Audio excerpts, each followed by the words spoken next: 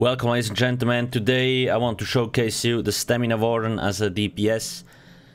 Keep in mind we are on the PTS, on the Morrowind test server, so a lot of things still might change. Now here we are going for a dual wield bow setup. I will do a separate video and try to do a bow build as well, so you kinda can compare and see. So I want to quickly go over my setup and we will do a few DPS tests. We will change around like sets or abilities to see what we can do, like maybe check out the bear ulti, maybe it's more DPS or less and all that kind of stuff. So in terms of gear, I run 5 pieces Twice Fanged Serpent, simply one of the best sets because of it's so much penetration. 2-piece Krog and 5 pieces Hunting's Rage with a sharpened Ox Crusher enchantment and then an infused dagger with a weapon damage enchant. Why infused? Basically, we don't need that much sharpened anymore because the champion points I will show you a second. We basically already reached the limit with sharpened, the Twice Fanged Serpent set, Krog. And then we also have Major Breach, so maybe we already penetrate a little bit. And obviously have the Maelstrom bow sharpened here. Now, I don't have Minor Slayer. I don't have access to any other weapons, like I don't have Twice Fanged Serpent or Vicious Serpent weapons in a good trade or like weapons, so I'm just gonna go with Huntings. Like this is a very strong, it's one of the strongest setups you actually can have. That about the gear. You see we are quite low health. Maybe in a trial you want to have 1k more health, otherwise it's gonna be tricky surviving. Champion points. So there is a lot of improvement possible here. This is definitely not the best setup you can have, but that's how I distributed them at the moment. 50 mighty, 30 piercing, and you see we get 2.7k penetration with only 30 points. That's insane. 30 precise strikes, 40 tome. Then I have 50 masters at arm and 10 physical weapon expert. Again, like this is just how I have it currently. Not sure if there's a better setup. There is probably one. When we look at our stats, basically 74% weapon crit, 3.6k weapon damage. I'm a red guard, so if you're an orc or a Khajiit you will have less stamina. I'm a 37k. We're using the Thief Mundus Stone. Yeah, that's basically it. And I do have this here. There's something else I missed. I think that's... Oh yeah, in terms of skills. So we have Rending Slashes, Deadly Cloak, like you see those in any stem build. Bird of Prey. This kind of gives us minor Berserk. Don't really need it in a raid, because you get it from Combat Prayer, the same buff. Then we have the Subterranean Assault. This gives us Major Fracture and Major Breach. AoE, Major Fracture and Breach, is insane. So, and it hits really hard. This is basically your hardest hitting ability. You can cast it every 3 seconds. Then we have the Bull Netch, which gives us Stamina, and Dawnbreaker for more weapon damage. I will use the Bear ulti later. Back bar. Like most stem builds, like Rearming Trap, Endless Hail, Poison Injection, and Razor Caltrops. There's basically, like this here, every stem build has it. And the thing with stamina builds in general is they all have kind of a baseline DPS thing, because you don't really need a lot of class abilities to get good DPS, because you have this here and you always have those. Ulti, you can use Ballista or Dawnbreaker. Don't really lose a lot. Now Warden, in terms of passives for stamina side, rather weak, because the only thing that really helps is this here, the Piercing Cold. We get 6% more physical damage. That's basically it. There's nothing really interesting for stamina. Now let's do some DPS tests and see where this goes. Let me get some buff food.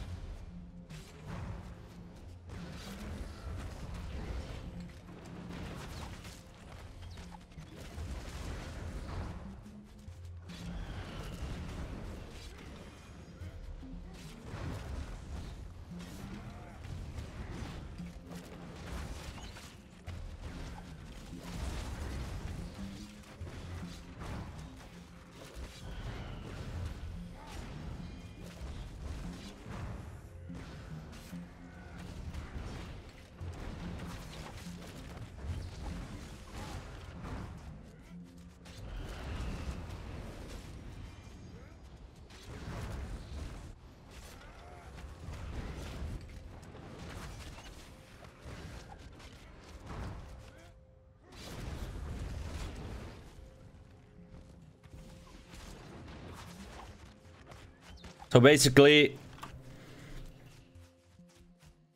is this build viable for a trial setup? Kinda yes. I mean, a lot of people are, oh, it's a heavy attack build, it's shit. I don't really mind heavy attacks that much. On a stamina build, like on Magica, I don't like it, but on a stam build, it's really fast. Like, the dual wield heavy attacks are like twice as fast as other ones. But we will also try a light attack setup and see the damage difference later. So now let's just compare. You see, like I have 72% weapon crit.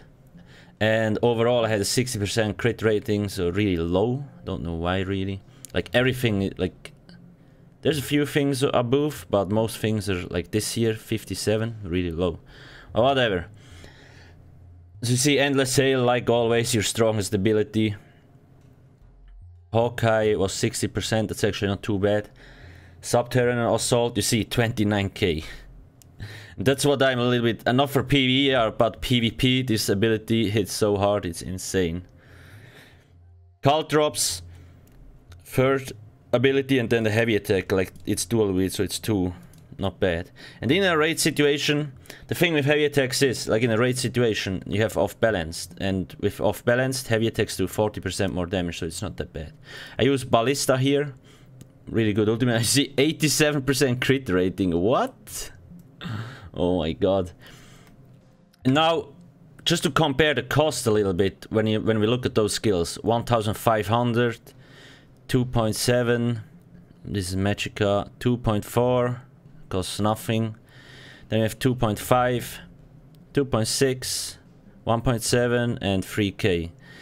So all abilities are kinda expensive, and that's why we have to do heavy attacks, right? And keep in mind, I'm a red guard. Like if I was an orc or a Khajiit, I probably would have even more difficulties with sustain.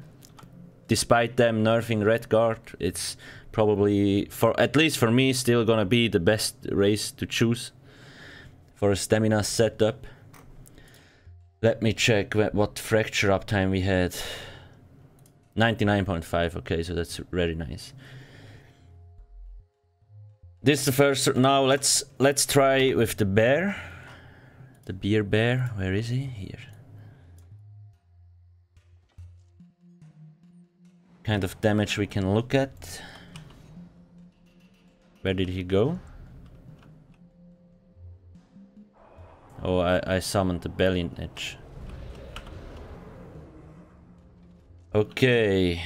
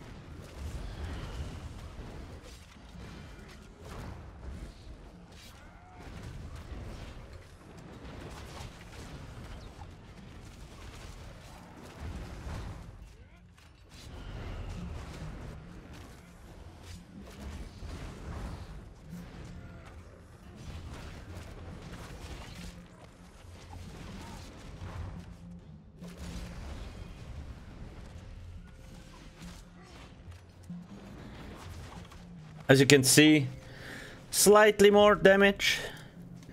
Yeah, a little bit more because the bear ulti, like the bear is pretty strong. Now on Magica setups, I said, like it's not worth using the bear because of you need Tester ulti AoE damage. On a stamina character, it depends. Like if you have 1-2 stamina setups, I don't think it's bad to have a ulti that is single target. But obviously if there is a lot of stem setups in a group, then rather use Dawnbreaker or like Rend and all that kind of stuff. So basically again, Endless Hail, Subterranean Assault, Razor Caltrops. Always those three. And this one again, really high crit. Kinda lucky with the procs here. Usually it's the other way around. And you see at the pet 2.3k, 1.6, and then another 400. I think this is the ultimate activation. No, what's this? Rushing Swipe. Wait. Swipe. Okay, I'm not sure what that actually is. It's weird. Because it hits pretty hard, 34k. Only used it once though. Because I do think this is the ultimate here, because it hits for 56k. This is the normal light attack damage from the bear, which also hits really hard, 9k. Now, again, let's see. Let's actually try a Rend over the other ultimate, the bow ulti. See what we get. I also want, like, if you're aiming for a heavy attack build, then maybe we also could try Mephalas later, but we don't really have access to it on the PTS here. Because if you use a set like Mephala, it would give you another health bonus, and then you would have like 17.5k health, which is not bad. If you want, especially if you use Hunting's Rage, you also can use a heavy Hunting's Rage chest, so you get a little bit more resistances and a little bit more health. Because heavy armor, passive and undaunted.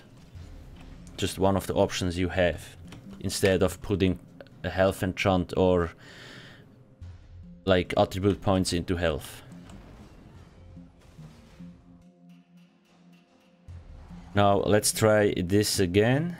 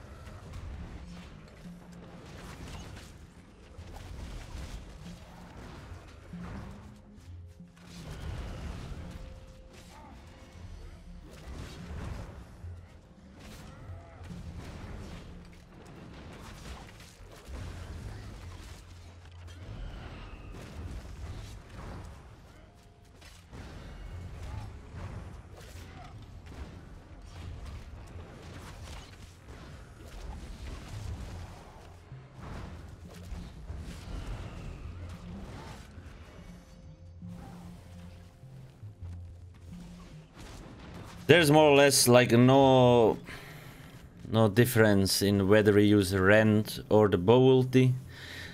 The main point here is like Rend gives you a lot of healing, and you see 94% crit. Oh my god, that's weird. And this again, pretty high. Yeah. There is not really. I prefer usually this because you see 50% of the damage done transfers into healing, and it hits for 13.5k. That's like 7k heals every second. That's so much. A little bit less maybe, but whatever. Now let's try to make a sustained light attack setup.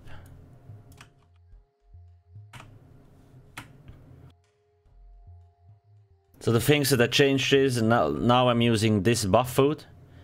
And I also have a stamina recovery glyph here. And I kinda had to put a few points into health attribute to get about the same as before. When I use a potion now, I see that like 1.8k stamina recovery, so that should hopefully be enough.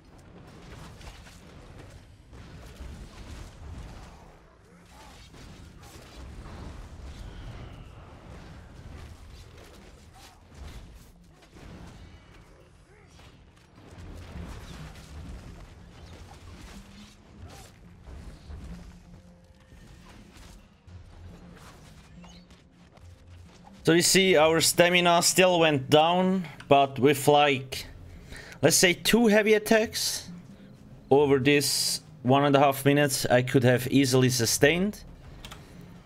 And the damage difference, there's basically no damage difference whatsoever. I mean, we had like 35.5k, so that's actually not bad. So that's kind of what I like here, like whether you choose a light attack or a heavy attack playstyle, both setups are very, very close to each other. If you look compared to the heavy attack setup, we kinda lost 4k stamina, more or less. We even lost weapon damage because we have to use this stamina recovery glyph. Now let's actually try, because a few are probably gonna ask, wouldn't the cost reduction glyph be better than a recovery glyph?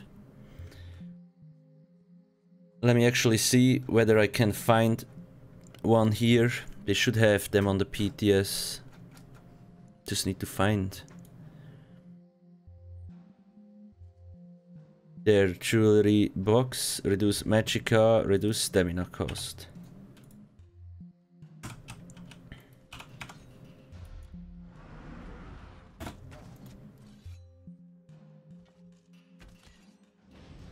So when you prefer this kind of rotation, you can go for it.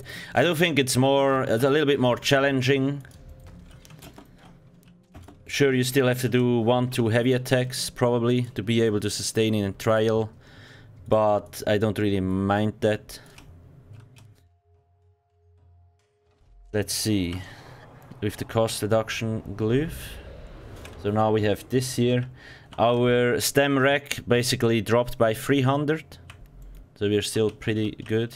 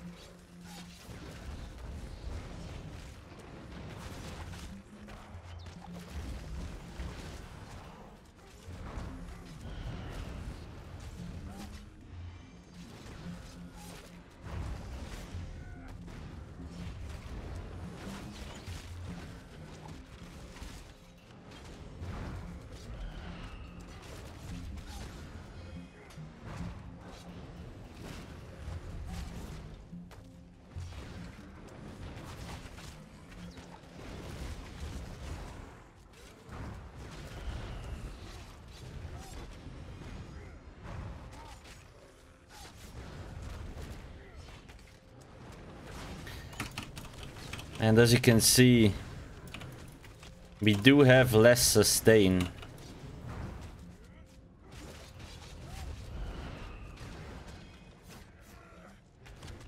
Difference is pretty small.